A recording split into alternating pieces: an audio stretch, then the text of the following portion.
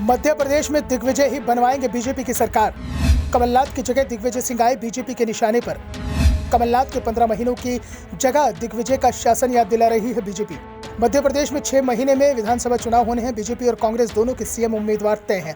कांग्रेस पूर्व सीएम कमलनाथ के नेतृत्व में उतरने के लिए तैयार है, तो बीजेपी सीएम शिवराज के नेतृत्व में ही चुनाव लड़ेगी, ये तय माना जा रहा है। 1 महीने पहले तक जरूर नेतृत्व परिवर्तन की बातें हो रही थी, लेकिन कर्नाटक चुनाव में बीजेपी को मिली हार के बाद अब ये तय हो गया है कि बीजेपी मध्य प्रदेश में कोई बदलाव नहीं करेगी। चुनाव शिवराज के नेतृत्व में ही लड़ा जाएगा।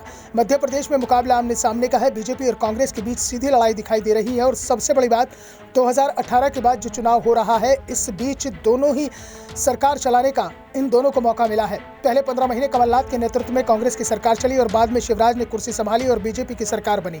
ऐसे में कमलनाथ जनता के बीच जा रहे हैं और अपने 15 महीने के कार्यकाल को बता रहे हैं और उसकी तुलना शिवराज के 17 साल के कार्यकाल से कर रहे हैं। दूसरी ओर शिवराज सिंह चौहान कांग्रेस का घोषणा पत्र हाथ में लिए घूम रहे हैं। 2018 में कांग्रेस ने जो वादे किए थे उन्हें जनता के सामने रख रहे हैं और सवाल कर रहे हैं कि इनमें कौन सा वादा पूरा कर दिया गया। लेकिन जब बात सरकार चलाने की आती है तो निशाने पर कमलनाथ की जगह दिग्विजय सिंह आ जाते हैं। प्रदेश की जनता को एक बार फिर से दिग्विजय राज की याद दिलाई जा रही है। दरअसल दिग्विजय सिंह के इस बार चुनाव में मुखर होकर सामने आने के बाद बीजेपी का टारगेट भी फिक्स हो चुका है।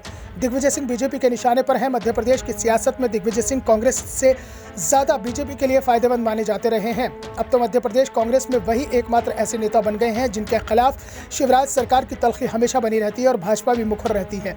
चुनाव नगरीय निकाय से लेकर विधानसभा या लोकसभा का क्यों न हो, दिग्विजय के कथित खराब कार्यकाल को भाजपा याद न दिलाए, ऐसा नहीं हो सकता। यही वजह है कि बीजेपी प्रदेश कार्य समिति में भी दिग्विजय सिंह छाए रहे। पार्टी नेताओं ने कार्यकर्ताओं से कहा कि वर्ष 2003 से दिग्विजय सिंह सत्ता से बाहर है, लेकिन उस सरकार के दौरान प्रदेश की बदहाली में आम जनता को कैसे याद दिलाया जाए, इसको लेकर तैयारी करनी है। उस समय प्रदेश की सड़कें जर्जर थी, बिजली उत्पादन न होने से रात दिन कटौती होती थी।